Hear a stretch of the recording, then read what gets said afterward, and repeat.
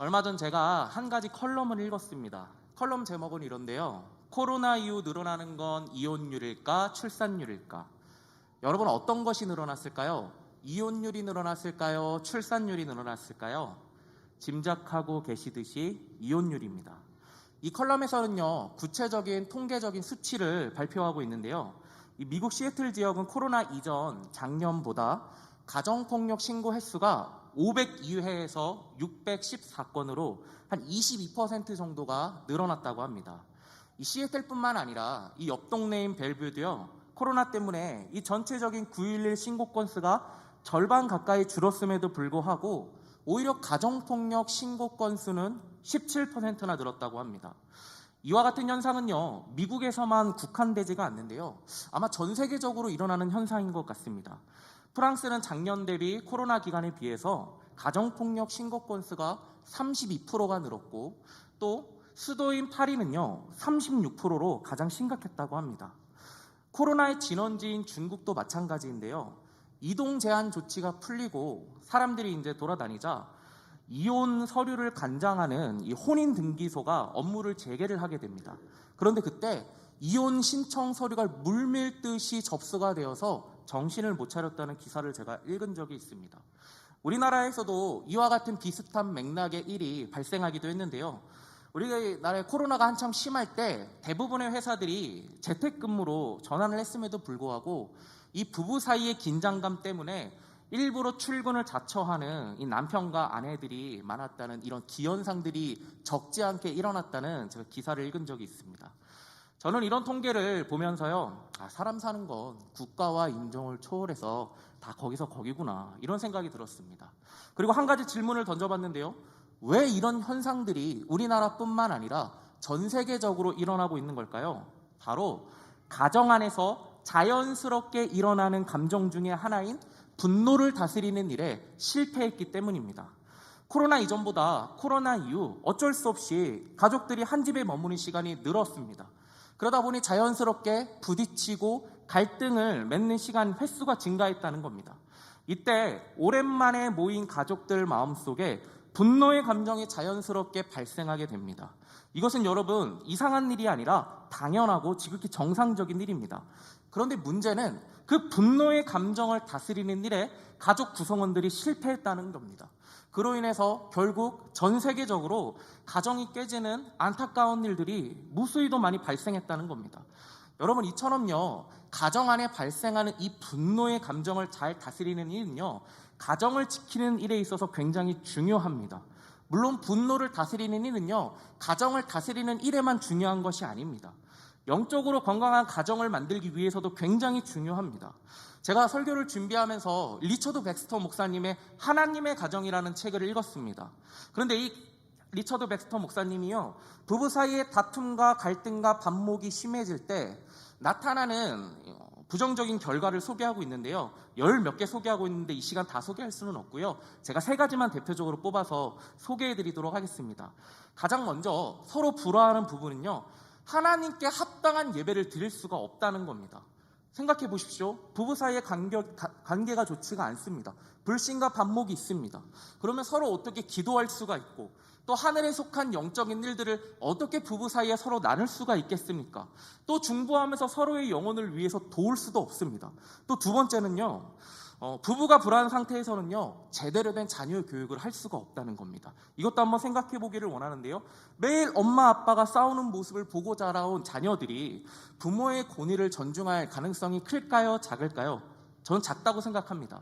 백스터 목사님은요, 그런 부모가 자신들을 나무랄 자격이 없다고 생각하기 때문에 이 자녀들은요, 이 부부 사이의 불화를 보고 온 자녀들은요, 부모의 권위를 존중할 확률이 적고, 그뿐만 아니라 불화하게 되면 자녀를 올바르게 양육할 수 없는 그 실패의 지름길이라고 백스터 목사님은 소개합니다. 마지막으로 백스터 목사님은요, 이 부부 사이의 불화가 발생하게 되면요, 사단이 공격할 수 있는 발판을 제공하는 것과 같다고 말씀하셨습니다. 여러분, 군대가 마음이 나뉘고 몸이 나뉘고 행동이 나뉘면요, 절대 승리할 수가 없습니다.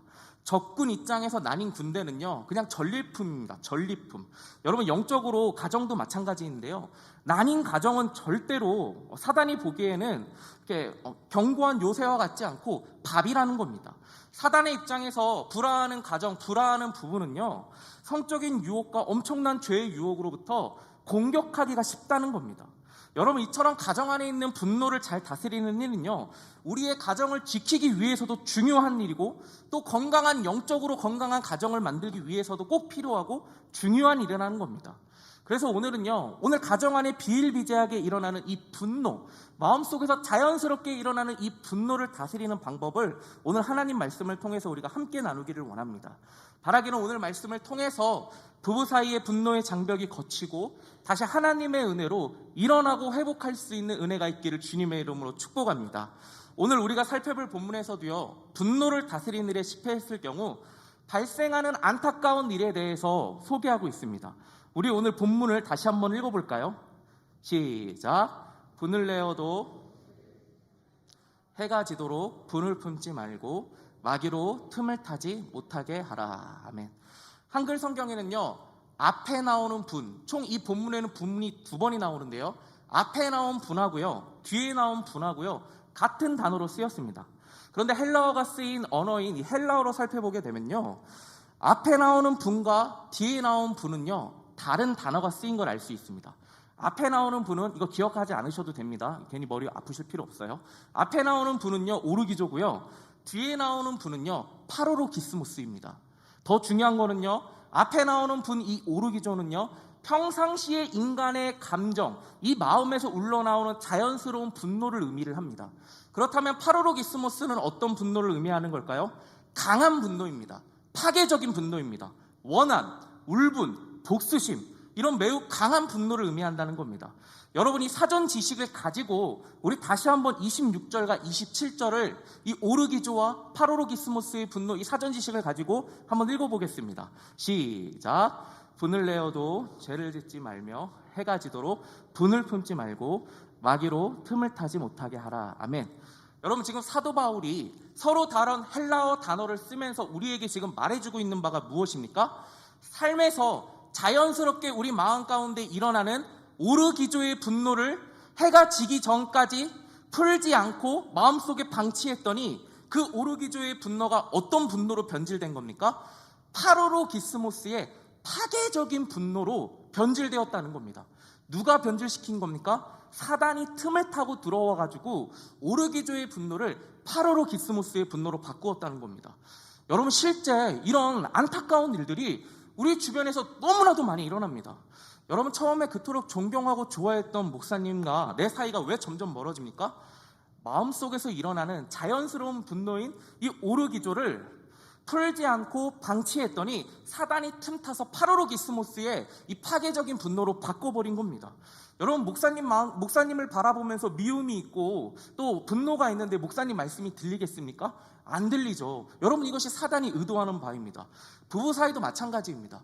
연애할 때는 그토록 좋아서 헤어지기 싫어서 1분 1초라도 더 가까이 있고 싶어서 결혼했는데 왜 지금은 서로 못 잡아먹는 왼수 사이가 됩니까? 물론 여기 앉아 계시는 분들이 왼수 사이라는 건 절대 아닙니다. 오해하지 마십시오. 왜 이렇게 부부 사이의 관계가 깨어지게 됩니까? 마찬가지입니다. 똑같은 영적인 원리입니다. 오르기조의 이 분노를 해가 지기 전까지 풀지 않았더니 사단이 틈타서 서로를 향하여서 파로로기스모스의 이 파괴적인 분노를 갖게 만들었다는 겁니다. 여러분, 너무나도 많은 크리스천 가정들이요, 이 간단한 영적인 원리를 몰라서 안타깝게 부부 사이가 분노로 병들고 나중에는 가정이 깨어지는 비참한 일들이 우리 주변에서 너무나도 많이 우후죽순으로 일어나고 있다는 겁니다. 무엇보다도 우리가 가정 안에서 일어나는 분노를 다스려야 되는 가장 강력한 이유를 우리가 오늘 본문에 읽지는 않았지만 4장 30절에 나와 있습니다. 제가 읽어드리겠습니다. 하나님의 성령을 근심하게 하지 말라. 여러분, 무슨 말이죠? 성령님께서는요, 분노로 인해서 부부 사이가 반목하고 갈등의 골이 깊어져가는 모습을 보면서 근심하신다는 겁니다. 근데 여러분, 여기서 말하는 근심이라는 단어는요, 단순히 염려나 걱정 정도의 낮은 수준의 걱정이나 염려를 말하는 게 아닙니다. 여기서 말하는 근심이라는 단어는요, 비통함입니다. 매우 강한 슬픔입니다. 그러니까 무슨 말이에요? 성령님께서 화목의 가치가 깨어진 우리 가정을 바라보면서 사단이 틈타서 오르기조의 분노가 파르로기스모스의 분노로 인하여서 반목된 가정을 보면서 매우 슬퍼하신다는 겁니다. 매우 비통해 하신다는 겁니다. 여러분, 그렇다면 우리가 던져야 될 질문은 무엇이겠습니까? 우리는 그러면 과연 어떻게 해야지 이 가정 속에서 자연스럽게 일어나는 이 오르기조의 분노를 잘 다스릴 수 있을까요? 이에 대해서 우리가 오늘 본문뿐만 아니라 성경 전체의 맥락을 통해 세 가지를 살펴보기를 원하는데요. 첫 번째로 이 성경 전체의 맥락을 살펴보게 되면요, 우리가 어떤 존재인지를 기억할 때 분노를 다스릴 수 있다고 말합니다. 여러분, 시간 관계상 제가 에베소서 전체 내용을 설명을 할 수는 없지만요, 오늘 본문이 4장이지 않습니까? 그러면 1장부터 3장까지의 바울이 뭐라고 말을 했냐면요, 바울은 이렇게 말합니다. 우리가 예수 그리스도의 십자가와 부활로 우리의 옛사람은 죽고 우리가 새 사람으로 다시 태어났다고 바울은 선포합니다. 그러니까 십자가 위에서요, 끊임없이 죄를 추구하는 우리의 부패한 본성은 예수님과 함께 죽고 이제는 거룩을 추구하는 본성으로 예수님과 함께 다시 부활, 다시 살아났다고 말하는 겁니다. 그래서 바울은요, 4장 23절에서 24절을 살펴보게 되면 이렇게 선포합니다. 오직 심령으로 새롭게 되어 하나님을 따라 의와 진리의 거룩함으로 지으심을 받을 새 사람을 입으라. 여러분, 오해하지 않기를 원하는데요, 지금 바울은요, 우리에게 새 사람답게 행동함으로 우리가 새 사람으로 점점 빚어져 가라고 말을 하고 있는 것이 아닙니다. 여러분, 지금 바울은요, 너희가 십자가와 부활을 통해 이미 새 사람이 되었기 때문에, 죄와는 먼 사람이 되었기 때문에 이제는 그 사람에 걸맞는 새 사람의 옷을 입으며 살아가라고 지금 강력하게 우리에게 요청하고 있는 겁니다. 그렇다면 지금 바울이 말하고 있는 새 사람의 옷은 무엇입니까? 오늘 본문입니다.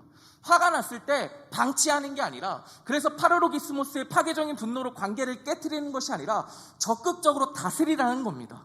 왜냐고요? 우리는 십자가의 부활을 통해서 예전 옷과는 전혀 어울리지 않는 사람이 되었기 때문입니다. 여러분, 그렇지 않습니까? 부부 사이에 자존심 때문에 마음의 분노를 풀지 않고 있으면 마음 편하세요? 저는 불편합니다. 내가 할 말 다 하고 아내를, 남편을 논리로 또는 여러 가지 내 분노로 복종시키면 여러분 마음이 통쾌하세요? 그런 아내를 보면서, 그런 남편을 보면서 여러분 마음이 즐거우세요? 통쾌하지 않습니다. 왜 그렇습니까? 우리가 십자가와 부활을 통하여서 새 사람이 되었기 때문입니다. 남편을 굴복시키고 아내를 굴복시키는 그런 옛사람의 옷은 우리가 십자가와 부활을 경험하기 이전에 어울리는 우리의 옷이었지만, 이제는 십자가와 부활을 경험하여서 우리가 새 사람이 되었기 때문에 죄악을 끊임없이 추구하는 우리의 옛 본성은 죽고 이제는 예수님의 부활과 함께 거룩을 추구하는 새 사람의 본성으로 다시 태어났기 때문에 옛사람의 옷이 우리에게 어울리지 않는다는 겁니다. 여러분, 우리가 이걸 기억하기를 원하는데요, 우리가 새 사람임을 좀 기억했으면 좋겠습니다.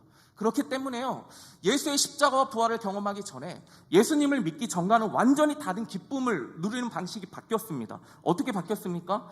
부부 사이에 분노가 생기고, 부부 사이에 갈등이 생기고, 부부 사이에 마찰이 생겼을 때 먼저 분을 풀려고 애를 쓰고 먼저 화해의 손을 내밀 때, 그때 하늘의 기쁨과 하늘의 평안을 누리는 새 사람으로 우리가 완전히 바뀌게 되었다는 겁니다.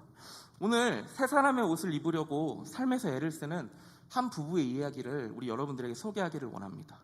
이 부부는요, 너무나 화목하게 잘 지내는 부부입니다. 그래서 많은 사람들이 그 비결을 궁금해했고 물었습니다.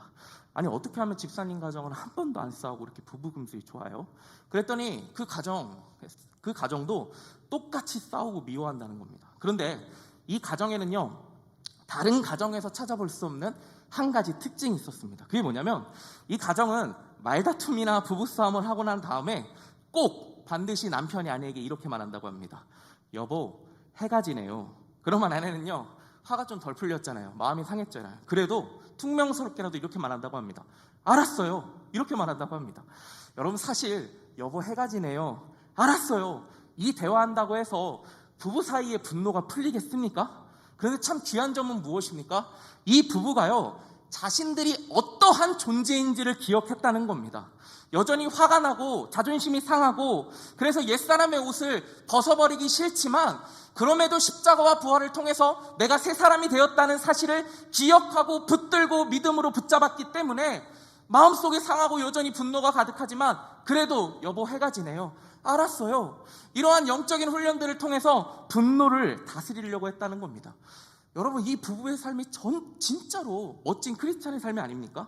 저는 여기 앉아 계신 부부, 우리 성도님들께서도요, 방금 소개해드린 우리 부부처럼 세 사람의 옷을, 나에게 걸맞는 세 사람의 옷을 걸치며 살아가는 인생이 되었으면 좋겠습니다. 그러기 위해서는요, 이 거룩한 언어들이 우리 부부 삶 가운데 일어나야 됩니다. 그래서 우리 연습 한번 해보기를 원하는데요. 코로나 때문에 우리가 서로 마주보면서 말은 하지는 못하고요. 우리 남편 되시는 성도님께서 저를 따라서 이렇게 여보 해가 지네요 라고 하면 남편 되시는 성도님 저를 따라 주시고요. 또 아내 되시는 성도님들께서는요, 알았어요 이렇게 한번 우리가 연습을 해봤으면 좋겠습니다. 연습하지 않고 그냥 바로 집에 돌아가시면 설교 들으나 마나입니다. 우리 남편 성도님들 준비되셨나요? 그럼 제가 먼저 저를 따라서 해보겠습니다. 여보 해가 지네요. 부끄러우시죠? 그럼 우리 아내 되시는 성도님께서 알았어요. 시작. 네, 우리 이번에 바꿔서 한번 이야기 한번 해볼까요? 이번에 아내 되시는 성도님께서 여보 해가 지네요. 우리 남편 되시는 분께서 알았어요. 시작. 알았어요. 여러분, 이게 진짜 유치하고 별거 아닌 것 같은 언어이지만요, 이런 영적인 훈련들이 우리 삶 속에서 계속 성실히 이어질 때 우리 안에 분노가 다스려지고 또 우리 가정 가운데 우리 부부 사이에 화목의 가치가 우뚝 서게 될 줄로 믿습니다. 우리가 두 번째 분노를 다스릴 수 있는 방법은요, 훈련을 해야 한다는 겁니다. 야고보서 1장 19절을 살펴보게 되면요, 제가 읽어드릴게요. 내 사랑하는 형제들아 너희가 알거니와 사람마다 듣기는 속히 하고 말하기는 더디하며 성내기도 더디하라. 여러분, 아까 제가 말씀드렸다시피 분노는요, 짜증나는 일을 만나거나 피곤하게 되면요, 우리 마음속에서 자연스럽게 일어나는 감정 중에 하나입니다. 이건 당연한 겁니다. 그런데 지금 야고보 사도가 뭐라고 말을 하고 있죠? 성내기도 더디하라. 즉 분노를 조절하고 통제할 것을 우리에게 요청하고 있다는 겁니다. 여러분, 불은 크게 두 가지가 있습니다. 통제가 가능한 불과 통제가 되지 않는 불입니다. 우리가 요리할 때 쓰는 불은요, 통제가 가능한 불입니다. 겨울에 추울 때 우리를 따뜻하게 하는 히터도요, 통제가 가능한 불입니다. 그런데 통제가 안 되는 불이 있습니다. 뭐죠? 화재, 산불입니다. 이 산불은요, 우리에게 너무나도 고마운 존재이기는 하지만 모든 것을 앗아가고 파괴하는 파괴적인 불이기도 합니다. 여러분, 분노도 마찬가지입니다. 하나님 앞에서 통제가 되는 분노는요, 우리의 신앙생활에 있어서 굉장히 많은 발전이 됩니다.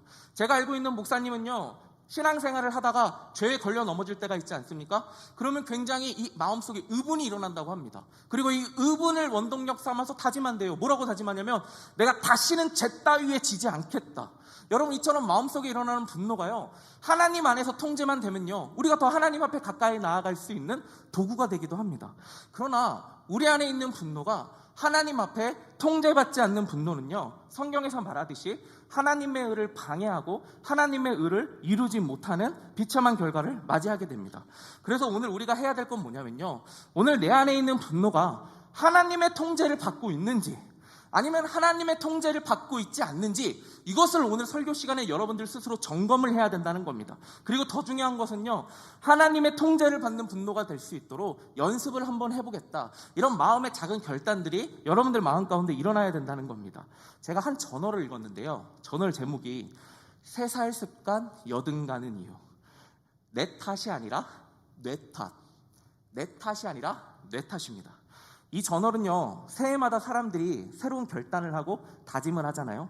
그런데 작심삼일을 넘기지 못하는 이유에 대해서 소개합니다. 대부분의 사람들은요, 그 이유가 자신의 의지가 약하기 때문이라고 생각을 합니다. 그런데 이 저널은 의지가 약해서가 아니라 뇌의 문제라고 우리에게 말합니다. 근데 이 저널은요, 작심삼일에 머무는 이유가 습관 때문인데, 이 습관을 바꾸기 위해서는 아무리 결심하고 아무리 결단해도 습관이 바뀌는 게 아니라 뇌 구조가 바뀌어야 된다고 말합니다.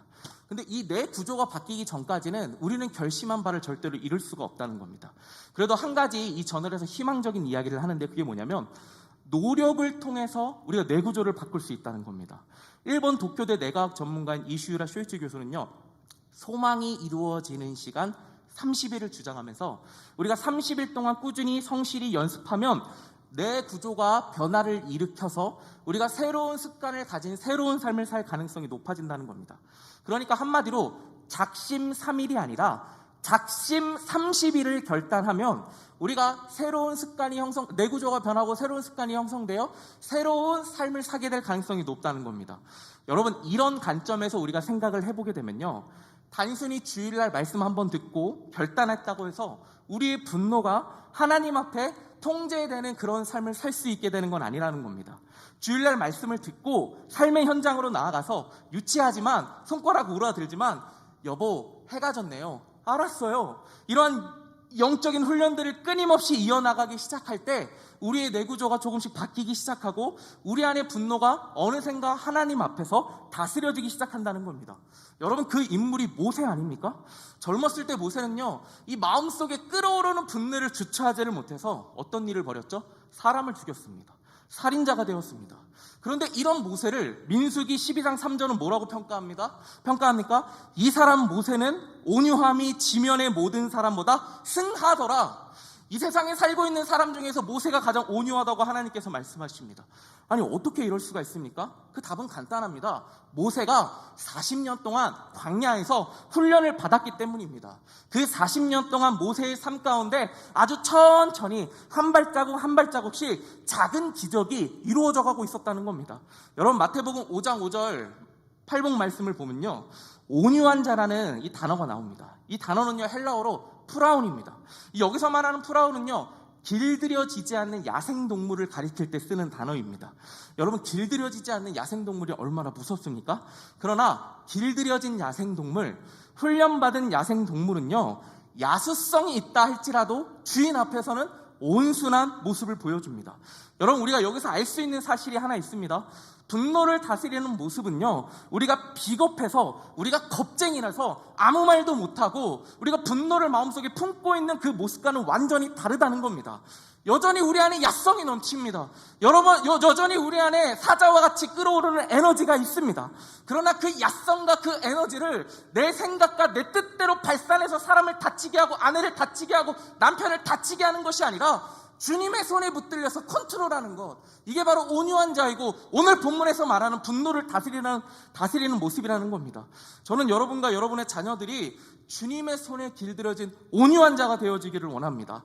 세상 앞에서는 주눅 들고 물러서는 것이 아니라 마음속에 있는 야수와 같은 이 에너지와 활력으로 세상 앞에서는 담대하면서도 하나님 앞에서는 분노가 통제되어서 하나님의 손에 따라 온유한 자의 모습이, 그 성품이 여러분 부부 사이와 또 자녀들 사이에 임하는, 또 갖게 되시는 그런 은혜가 있기를 주님의 이름으로 축복합니다. 우리 마지막으로 부부 사이의 분노를 잘 다스리기 위해서는요, 에베소서가 어떠한 순서로 쓰였는지를 살펴보면 그 답을 알 수 있습니다. 여러분, 에베소서는요, 크게 두 가지 부문으로 나눌 수 있습니다. 1장부터 3장까지는요, 허물과 죄로 죽었던 우리가 예수 그리스도로 인하여서, 예수 그리스도의 은혜로 인하여서 우리가 다시 살아났지 않았습니까? 그때 우리가 받았던 예수 그리스도의 사랑과 은혜가 무엇인지 1장부터 3장까지 구구절절히 설명을 해줍니다. 그리고 4장부터는요, 교회 생활, 개인의 생활, 이웃과의 관계, 부부 생활, 부모와 자식 관계, 주종 관계, 우리가 이 땅에서 어떤 하나님 나라의 백성으로서 이러한 관계 속에서 살아가야 될지 이 기독교의 윤리에 대해서 설명을 해줍니다. 근데 여기서 질문이 하나 생깁니다. 왜 사도 바울이 그리스도의 윤리적인 부분을 먼저 이야기하지 않고 은혜를 먼저 이야기할까요? 은혜를 먼저 이야기한 후에 그 다음에 4장부터 땡 하고 시작해서 그리스도인의 이 땅에서 지켜야 될 윤리를 먼저 이야기하는 걸까요? 여러분, 답은 간단해요. 그것이 무엇이냐면요, 4장 이후에 나오는 이 기독교 윤리는요, 우리 인간의 노력과 애씀으로는 아무리 쥐어짜도 이룰 수가 없다는 겁니다. 오직 그리스도의 사랑과 은혜를 머릿속에 알고 있는 것뿐만 아니라 마음속에 이 사랑과 은혜가 핵폭탄처럼 터져서 이 은혜에 실려서 우리가 하루하루를 살아갈 때 그제서야 비로소 우리는 4장부터 시작되는 이 사도 바울이 소개하는 하나님 나라의 백성의 모습대로 우리가 흉내라도 낼 수 있다는 겁니다. 여러분, 그래서 사도 바울은요, 본격적으로 4장 1절부터 그리스도인의 윤리를 설명하기 이전에 3장 마지막 부분에 이렇게 기도합니다. 17절에서 3장 17절에서 19절입니다. 제가 읽어드리겠습니다. 믿음으로 말미암아 그리스도께서 너희 마음에 계시게 하옵시고 너희가 사랑 가운데서 뿌리가 박히고 터가 굳어져서 능히 모든 성도와 함께 지식에 넘치는 그리스도의 사랑을 알아 그 넓이와 길이와 높이와 깊이가 어떠함을 깨달아 하나님의 모든 충만하신 것으로 너희에게 충만하게 하시기를 구하노라. 아멘. 무슨 말이에요? 우리가 지식에 넘치는 그리스도의 사랑을 깨달을 때 그 넓이와 길이와 높이와 깊이를 헤아릴 수 없는 그 그리스도의 사랑이 머리에서 30cm밖에 안 되는 우리 마음으로 내려와서 해포탄처럼 터질 때, 그 은혜가 우리의 삶을 온통 짓누를 때, 그제서야 비로소 4장 이후에 사도 바울이 요구하는 그 그리스도의 윤리대로 우리가 분노를 마음에 지키며 살아갈 수 있는 그 삶을 시도할 수 있고 흉내라도 낼 수 있다는 겁니다. 여러분, 그 대표적인 예가 누구입니까? 창세기 6장에 나오는 노아 아닙니까? 하나님께서는요, 어느 날 노아에게 찾아오셔서 방주를 지으라고 하셨습니다. 이에 노아는요, 하나님의 말씀대로 순종하여서 방주를 지었습니다. 여러분, 그런데 성경은요, 당시 시대 사람들을 어떻게 묘사하냐면요, 다시 시대를 죄악이 간영한 시대라고 평가하고 있습니다. 사람들의 본성은 죄로 인해 어두워졌고 하나님을 전혀 두려워하지 않았다는 겁니다. 그러면 머리부터 발끝까지 죄의 영향력 아래에 있는 사람들이요, 마른 하늘에 곧 하나님께서 죄인인 너희를 심판할 거라고 말하고 있는 노아를 어떠한 마음과 어떤 생각으로 바라봤을까요? 회개하라고 돌아오는 노아를 어떻게 바라봤을까요? 아마 노아를 향하여서 손가락질을 쓸 겁니다. 정신 나간 늙은이라고 욕했을 겁니다.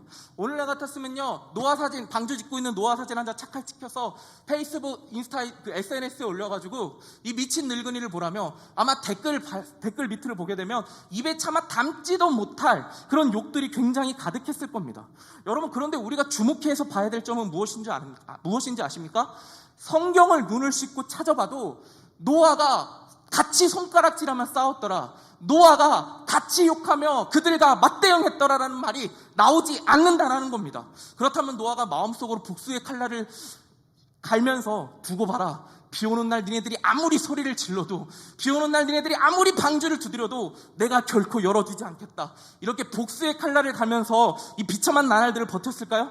아니요, 그럴 리가 없습니다. 왜 그렇습니까? 창세기 6장 9절을 살펴보게 되면 노아는 의인이요 완전한 자요 하나님과 동행한 자라고 하나님께서 평가해 주셨습니다. 그런 그가 방주를 짓는 80년 동안 복수의 칼날을 갈면서 불타왔을 리가 없다라는 겁니다. 오히려 노아는요, 자신들이 죽음을 향해서 달려가는지도 모르고 흥청만청 인생을 살아가고 있는 그 세상 사람들을 향하여서 회개하고 돌아오라고, 이제라도 늦지 않았다고 안타까운 마음에 방주를 지으며 눈물로 온통 방주를 지었을지도 모른다라는 겁니다. 여러분, 어떻게 이럴 수가 있습니까? 받은 만큼 돌려주는 것이 세상의 이치가 아닙니까? 나를 고통스럽게, 나를 아프게 하면 똑같이 고통스럽게 똑같이 아프게 하고, 이에는 이, 눈에는 눈, 이것이 바로 세상의 논리 아닙니까? 그런데 어떻게 오히려 노아는요, 마음속에 분노에 잠식당하지 아니하고 오히려 그들을 불쌍히 여기며 그들을 품어줄 수 있냐라는 겁니까? 답은요, 창세기 6장 8절에 나와 있습니다. 창세기 6장 8장에 뭐라고 말합니까? 그러나 노아는 여호와께 은혜를 입었더라. 그러나 노아는 여호와께 은혜를 입었더라. 무슨 말이에요? 세상 사람들은 하나님의 은혜에서 배제되었습니다. 그러나 딱 한 사람, 하나님의 은혜를 맛본 사람인데 그 사람이 누구예요? 바로 노아입니다. 여호와의 은혜가 노아의 마음을 분노에 잠식당하지 않게, 분노에 빼앗기지 않게 노아의 마음을 지켜주고 있었던 겁니다. 여호와의 은혜가 노아의 마음을 다스리고 계셨던 겁니다. 여러분, 오늘날 얼마나 많은 부부 사이에 분노의 DMZ가 놓여있는지를 모릅니다. 드러나질 않고 들춰지질 않아서 그렇지, 이 분노의 DMZ 때문에 부부 사이에 긴장감이 흐르고 멀어진 부부들이 너무나 많다는 겁니다. 확실한 건 아니지만 제가 이 분노 설교를 준비해서 그런지는 몰라도 병점에서 부부싸움 때문에 아내인지 남편인지는 모르겠어요.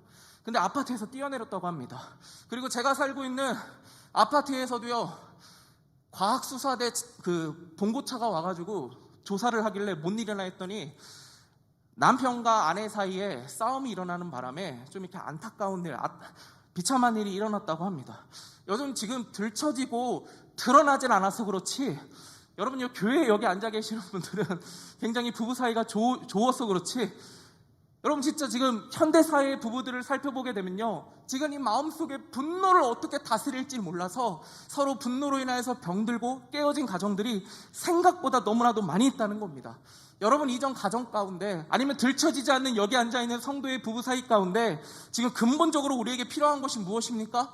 전문적인 상담도 받아야 됩니다. 부부끼리 시간을 내어서 좋은 곳으로 힐링 여행 다녀와야 됩니다. 그러나 근본적으로 성경에서 이 부부 사이에 필요한 것은 무엇이라고 말하냐면 바로 여호와의 은혜라는 겁니다. 남편이 아내가 화를 낼 때, 분노할 때 감정적으로 맞대응하지 않을 수 있는 여호와의 은혜, 일하면서 받은 스트레스와 짜증을 집안까지 가져오지 않고 그 전에 소화시킬 수 있는 여호와의 은혜, 오르기조의 분노를 파르로기스모스의 분노로 확대 재상시키지 않을 수 있는 여호와의 은혜, 이 여호와의 은혜가 현대사회의 부부들 사이에서 너무나도 많이 필요하다는 겁니다. 여러분, 저는 오늘 말씀을 준비하면서요, 오늘 분노를 잘 다스리지 못해서 깨어지고 병들어 있는 가정을 바라보시면서 아파하시는 하나님의 마음이 느껴져서 굉장히 마음적으로 힘들었습니다. 여러분, 우리가 이 시간 작은 결단을, 용기를 내어서 하기를 원하는데요, 우리 오늘 말씀대로 우리 부부가 여호와의 은혜로 한번 살아보겠다, 이렇게 믿음을 내리는 가정이 있으시다면 우리 하나님께서 노아가 경험한 여호와의 은혜, 그 여호와의 은혜를 그 결단한 부부에게 주실 줄로 믿습니다. 바라기는 여호와의 은혜로 말미암아 이 부부 사이에 놓인 미움의 철책, 분노의 DMZ가 제거되고 하늘의 평안과 화목을 충만히 누리시는 가정이 되시길 주님의 이름으로 축복합니다. 우리 말씀을 맺겠습니다. 여러분, 분노가 찾아올 때 사람의 반응은 두 가지인 것 같습니다. 첫 번째는요, 나를 분노한 것에 똑같이 분노하는 경우입니다. 그리고 또 하나는요, 분노를 하나님의 관점에서 보고 하나님 앞에서 이 분노를 다스리려고 몸부림치고 바둥바둥 거리는 경우입니다. 저는 개인적으로 화가 많은데요, 이 분노가 찾아올 때요, 어렸을 때 했던 타임이라는 게임을 기억합니다. 이 놀이터에서 아이들이 한창 뛰어놀다가 한 친구가 손을 들고 타임이라고 외칩니다. 그러면 그 순간 모든 상황이 다 일시가 정지가 됩니다.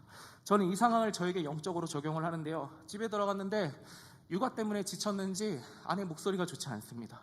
그러면 현관문을 통과를 하면서 화장실에 들어가서 손을 씻을 때 저는 하나님을 찾습니다. 하나님, 타임, 지금 저에게 은혜가 필요합니다. 주님, 아내의 분노에 감정적으로 대응하지 않게 좀 도와주세요. 주님, 제게 하나님의 은혜를 좀 부어주세요. 여러분, 진짜 유치한 것 같죠? 아니, 무슨 나이 먹은 목사가 저런 걸 하나, 그런 것 같죠? 아니요, 정말 효과는 끝내줍니다. 여보, 해가 지네요. 알겠어요. 하나님, 타임. 정말 유치한 것 같지만요, 이런 영적인 훈련들과 영적인 습관들이요, 우리 안에 하나둘씩 견고하게 자리 잡을 때 우리의 가정이, 우리 부부가 하나님의 은혜로 화목에 매는 줄로 더욱더 안전하고 견고하게, 사단이 그 어떤 틈을 발견하지 못하고 공격하지 못할 정도로 안전한 이 평안의 요새를 우리 가정 가운데, 우리 가정이 구축하게 될 줄로 믿습니다. 이런 가정 되시기를 주님의 이름으로 축복합니다. 우리 기도하겠습니다.